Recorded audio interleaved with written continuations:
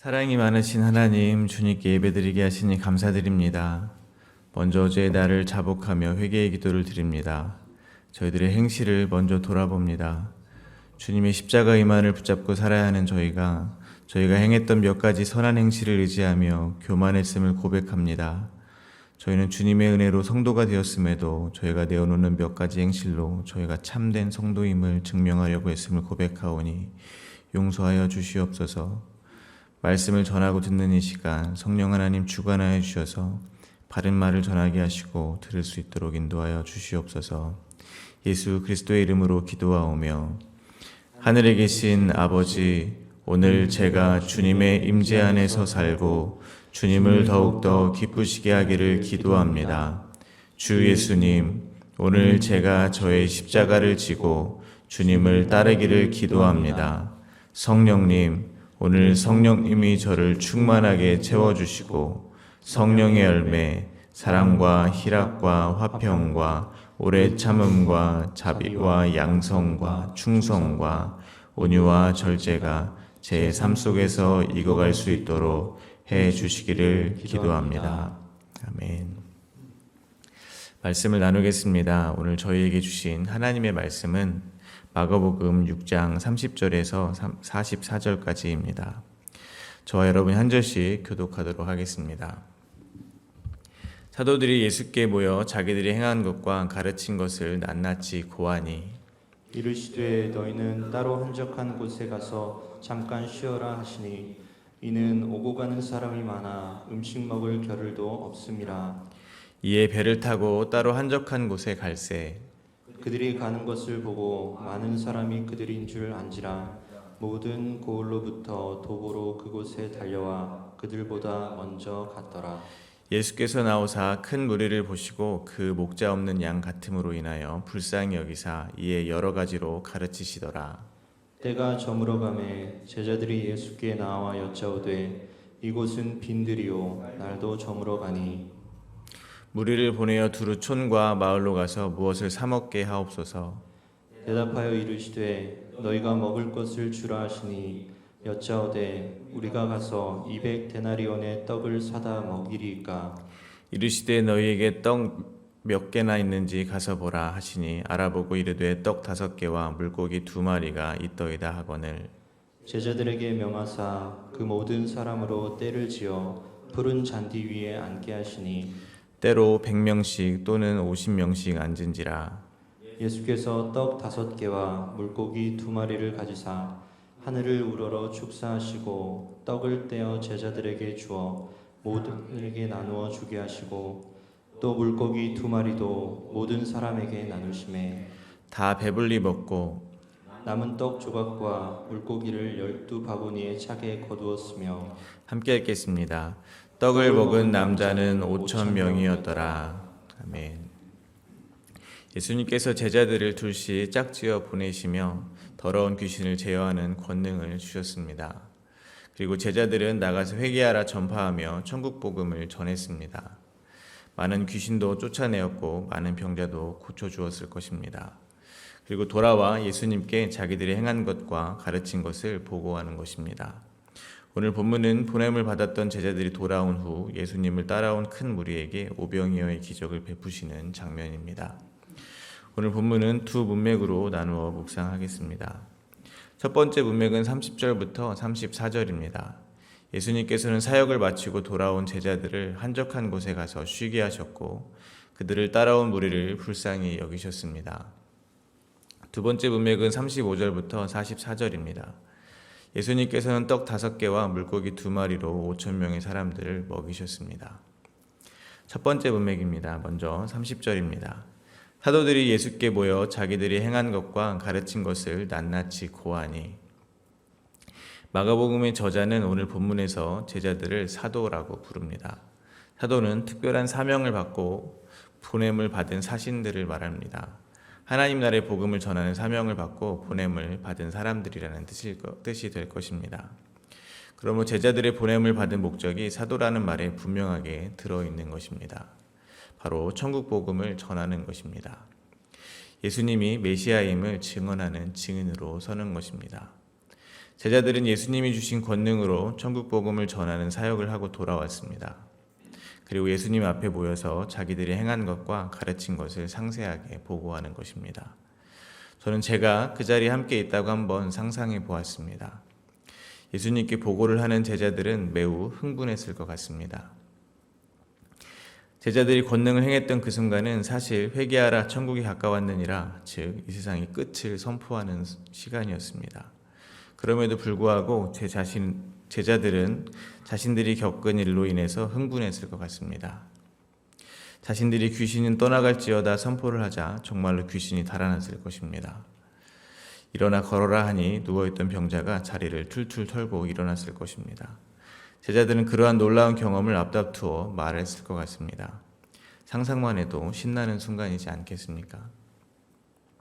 제가 만약 그러한 경험을 했다면 그 순간 저는 마치 세상을 다 가진 것 같을 것이며 세상을 다 이긴 것 같을 것 같습니다. 그런데 오늘 본문 바로 전에는 회개하라 천국이 가까이 왔느니라 외치며 예수님이 오실 길을 예비하고 예수님께 세례를 주었던 세례 요한의 죽음이 기록되어 있습니다. 그가 예수님의 이름은 흥하여야 하고 세례 요한 자신은 쇠하여야 한다고 말했던 것처럼 너무도 허망하게 세상 권세자인 헤롯에 의해 목이 잘려 죽임을 당하는 일이 사파처럼 들어가 있었습니다.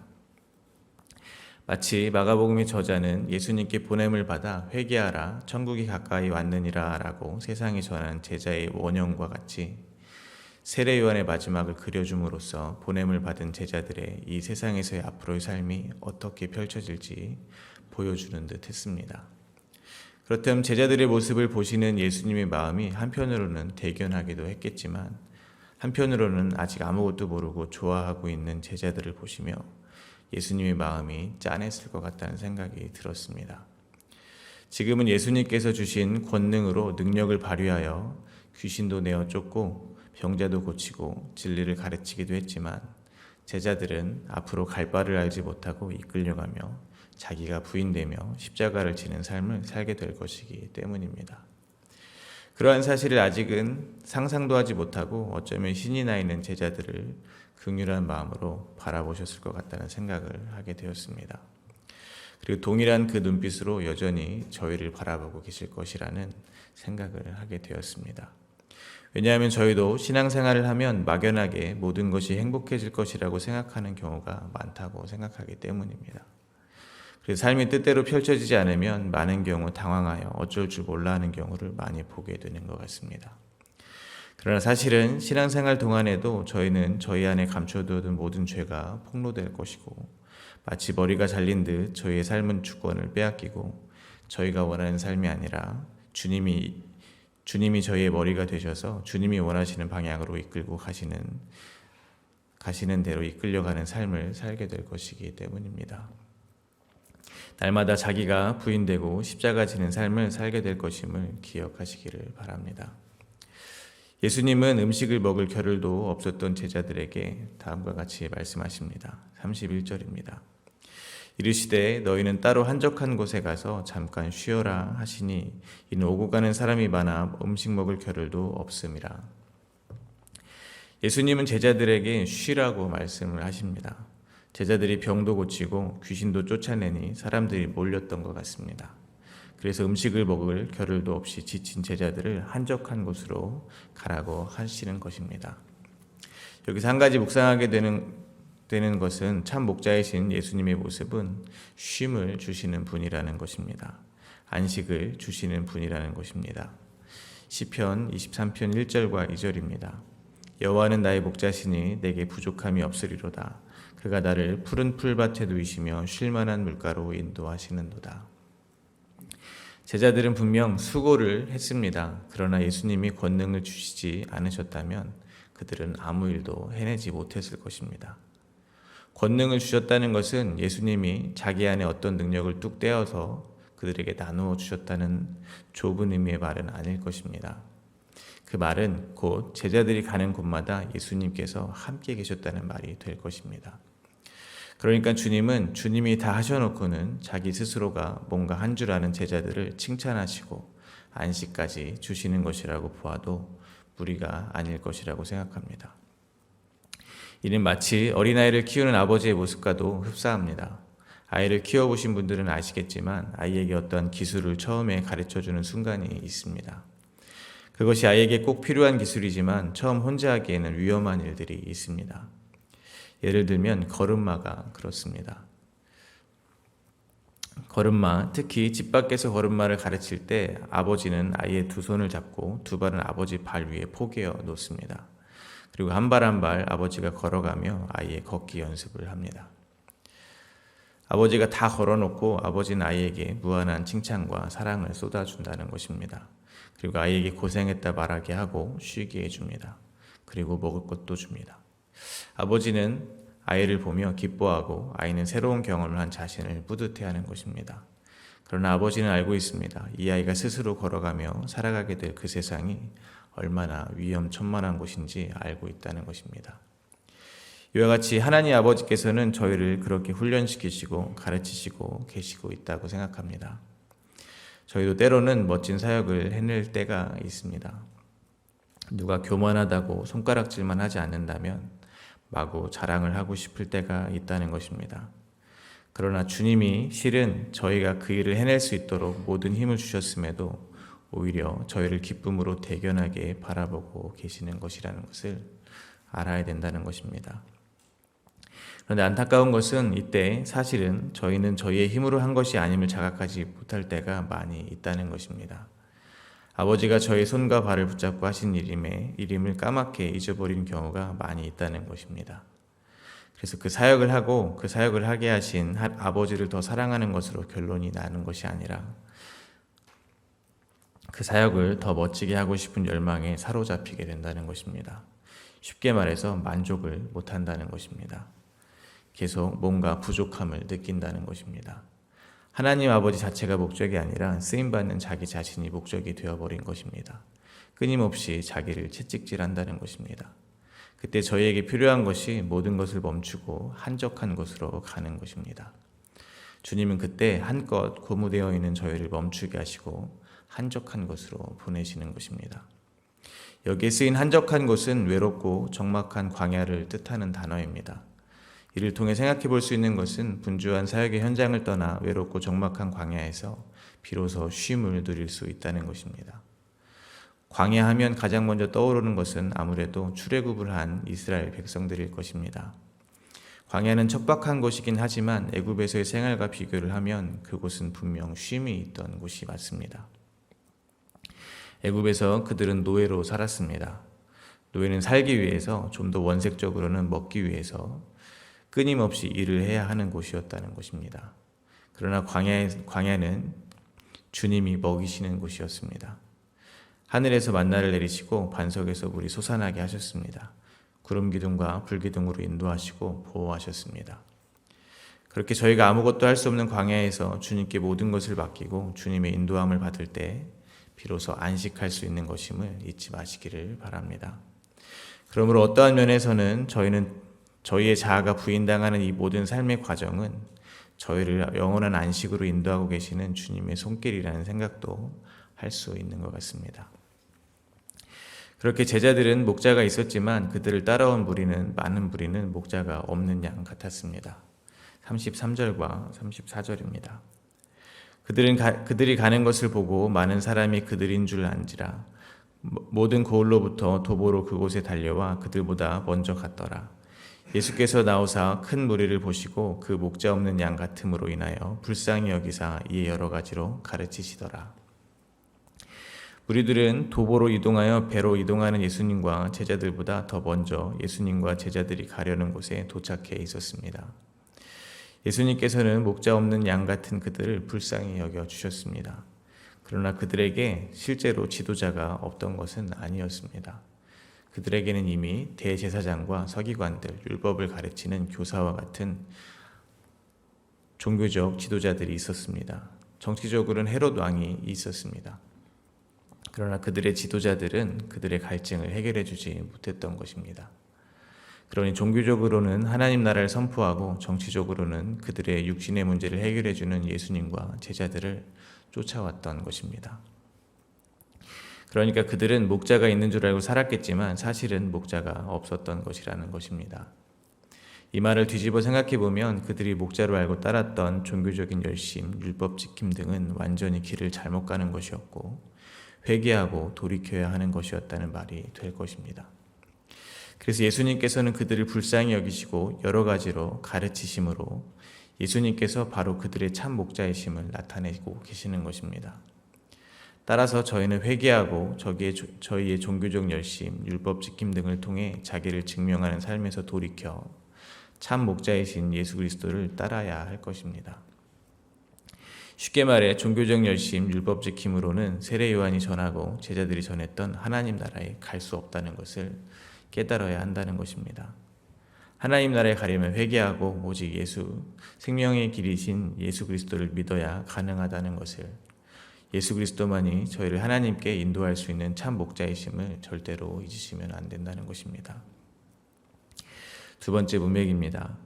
오늘 본문 35절과 36절에서는 제자들이 날이 저물자 예수님께 이곳은 빈들이니 가까운 마을에 가서 먹을 것을 사 먹게 하옵소서라고 말했습니다. 그러자 예수님은 다음과 같이 대답하셨습니다. 37절과 38절입니다. 대답하여 이르시되 너희가 먹을 것을 주라 하시니 여짜오되 우리가 가서 200데나리온의 떡을 사다 먹이리이까. 이르시되 너에게 떡이 몇 개가 있는지 가서 보라 하시니 알아보고 이르되 떡 5개와 물고기 2마리가 있더이다. 예수님은 제자들이 들으면 아주 황당할 법한 말씀을 하고 계십니다. 너희가 먹을 것을 주라 라고 하시는 것입니다. 당연히 제자들은 5,000명이나 먹일 만한 떡이 있을 리가 없습니다. 제자들이 계산을 해보니 적어도 200데나리온의 떡을 사야 그들이 다 먹을 수가 있었습니다. 한 데나리온은 당시 성인 남성이 하루치 품삯이었다고 합니다. 그러니 당장 그 많은 돈이 있을 리가 만무했습니다. 설령 돈이 있더라도 가능한 것이 아닙니다. 많은 사람의 음식을 준비하려면 그만큼 준비할 시간이 필요하기 때문입니다. 너무나 비상식적인 질문을 하시는 예수님으로 인해서 어찌할 바를 모르고 있는 제자들에게 예수님은 힌트 하나를 주십니다. 바로 너희가 지금 가지고 있는 것이 무엇인가를 알아보라는 것입니다. 그들이 알아본 바 떡 5개와 물고기 2마리가 있었습니다. 제자들이 자신들에게 떡 5개와 물고기 2마리가 있다는 사실을 깨달았을 때 제자들의 마음이 어땠을까 생각해 보게 됩니다. 소망에 찼겠습니까? 이것을 마중물 삼으면 예수님이 많은 음식을 주실 것이라는 믿음이 있었겠습니까? 저는 아니라고 생각합니다. 만약 그러한 믿음이 있었다면 애초에 200데나리온의 떡이 필요하다는 것 자체를 계산하지 않았을 것입니다. 그러므로 저는 제자들이 떡 5개와 물고기 2마리뿐인 현실에 절망을 느꼈을 것이라고 생각합니다. 5,000명 앞에 떡 5덩이와 물고기 2마리는 아무것도 아니기 때문에 그렇습니다. 그런데 여기에는 한 가지 생각해 볼 만한 문제가 있습니다.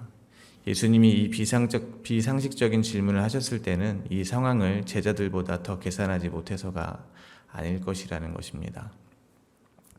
그렇다면 예수님은 뭔가를 또 제자들에게 가르치고 계신 것이라는 생각이 듭니다. 너희가 먹을 것을 주라 라는 질문으로 제자들을 시험하시는 예수님의 시험은 사실은 예수님이 먼저 받으신 시험입니다. 공생애를 시작하시기 전에 성령에 의하여 광야에 이끌려가신 예수님은 40일을 밤낮으로 금식하시고 마귀에게 시험을 당하셨습니다. 줄이신 예수님에게 마귀는 떡에 관한 시험을 했습니다. 그때 예수님께서는 저희가 잘 아는 것처럼 다음과 같이 대답하셨습니다. 마태복음 4장 4절입니다. 예수께서 대답하여 이르시되 기록하였을 때 사람이 떡으로만 살 것이 아니요 하나님의 입으로부터 나오는 모든 말씀으로 살 것이라 하였느니라 하시니. 그리고 예수님은 가버나움으로 가셔서 비로소 천국 복음을 선포하신 것입니다. 마찬가지로 예수님께서는 천국 복음을 전하고 온 제자들을 광야로 인도하셔서 물어보시는 것이라고 생각합니다.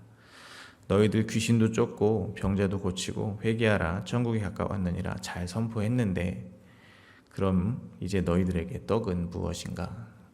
지금 너희 앞에 줄인 양 같은 무리가 있는데 너희가 가지고 있는 떡은 무엇인가? 라는 질문을 너희가 먹을 것을 주라라는 질문에 담아서 하고 계신 것이라고 생각합니다. 그러니까 너희가 먹을 것을 주라. 너희에게 떡이 몇 개나 있느냐의 질문은 곧 이제 너희들에게 주림과 양식은 무엇인가 이 질문이었다는 것입니다. 그래서 제가 생각할 때 너희에게 떡이 몇 개나 있느냐라는 질문을 들었을 때 제자들이 했어야 하는 대답은 예수님께서 저희의 유일한 생명의 떡이십니다 라고 생각합니다.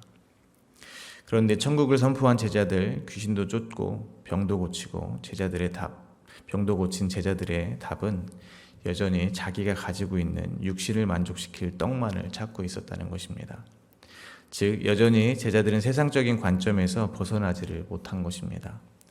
그러한 관점에서 저는 떡 5덩이와 물고기 2마리가 막막한 현실에서 드린 헌신이라고 생각하지 않습니다. 오히려 그 반대라고 생각합니다. 생명의 떡인 예수 그리스도를 보지 못하고 여전히 혈과 육에 사로잡힌 그들의 믿음 없음을 드러내고 있는 장치라고 생각합니다. 예수님께서 그들을 불쌍히 여기시고 여러 가지로 가르치셨습니다. 그 말은 하늘의 떡으로 풍성한 잔치를 이미 그들과 함께 나누고 계셨다는 것입니다. 그러나 그 현실은 바라보지 못하고 육신의 주림에만 관심이 있는 제자들의 모습을 예수님은 드러내고 있는 것이라고 생각합니다. 그러니까 주님은 오늘 본문을 통해서 밥을 먹느냐 안 먹느냐의 문제가 아니라 무엇이 진짜 양식인가에 관한 가르침을 제자들에게 그리고 또한 저희들에게 주고 계신 것이라는 것입니다. 이제 예수님께서는 제자들이 여전히 생명의 떡인 자기 자신을 알아보지 못하고 내어놓는 비루한 떡 5개와 물고기 2마리를 가지고 하늘을 우러러 축사하시고 제자들에게 나누어 주라고 명하십니다. 41절부터 44절입니다. 예수께서 떡 5개와 물고기 2마리를 가지사 하늘을 우러러 축사하시고 떡을 떼어 제자들에게 주어 사람들에게 나누어 주게 하시고 또 물고기 2마리도 모든 사람에게 나누심에 다 배불리 먹고 남은 떡 조각과 물고기를 12바구니에 차게 두었으며 떡을 먹은 남자는 5,000명이었더라. 마치 이스라엘 백성이 광야에서 먹을 것이 없다며 애굽의 양식을 그리워하는 불신앙에도 불구하고 하늘에서 만나를 내리셨듯이 예수님께서는 생명의 떡인 예수님을 알아보지 못하고 자기들의 줄인 배를 채워줄 것이라고 내어놓은 이 땅의 양식인 떡 5덩이와 물고기 2마리 위에 하늘의 양식을 내려주신 것입니다. 우리의 불의함 위에 예수 그리스도께서 중보하시자 하늘의 풍성한 은혜를 누리는 은혜의 현실이 그려지고 있는 현장이라는 것입니다. 이를 통해서 예수님께서는 줄인 무리들에게 예수님께서 은혜와 긍휼을 베푸시는 참 목자이심을 나타내심과 동시에 제자들이 선포한 하나님 나라는 아무런 공로 없이 모두가 풍요로운 곳임을 그들에게 눈에 보여주고 있는 것이라고 생각합니다. 그러므로 저희는 자기 의라는 곳으로 한눈을 팔면 안 될 것입니다. 자기를 부인하고 참 목자이신 예수님만을 따라가야 할 것입니다. 예수님만이 저희를 푸른 초장으로 인도하시며 쉴만한 물가로 인도하시는 분이시라는 것을 믿으시기를 바랍니다. 말씀을 맺겠습니다. 요한복음 6장 47절부터 51절입니다. 진실로 진실로 너희에게 이르노니 믿는 자는 영생을 가졌나니 내가 곧 생명의 떡이니라. 너희 조상들은 광야에서 만나를 먹었어도 죽었거니와 이는 하늘에서 내려오는 떡이니 사람으로 하여금 먹고 죽지 아니하게 하는 것이니라. 광야에서 만나를 먹은 이스라엘 백성은 모두 죽었습니다. 그리고 오늘 본문에서 예수님께서 베푸신 오병이어의 기적의 음식을 먹은 사람들도 결국엔 죽을 것입니다. 왜냐하면 그것은 모두 썩을 양식이기 때문에 그렇습니다. 그러므로 오병이어의 기적을 통해서 하늘에서 내려오신 생명의 양식이신 예수 그리스도를 보지 못하고 오직 우리의 배를 불려주시는 예수님의 신통방통한 능력에만 마음을 빼앗기면 절대로 안 될 것입니다. 지금도 주님은 저희에게 너희에게 떡이 있는지를 물어보신다고 생각합니다. 그때 저희가 내놓아야 하는 떡은 생명의 떡인 예수님이라는 것을 잊지 마시기를 바랍니다. 즉 예수님을 믿는 믿음임을 잊지 마시기를 바랍니다. 오늘도 저희는 생명의 떡이신 예수 그리스도로 인하여 세상은 알 수 없는 양식을 먹으며 세상이 알 수 없는 풍요를 누리시게 되기를 간절히 소망합니다.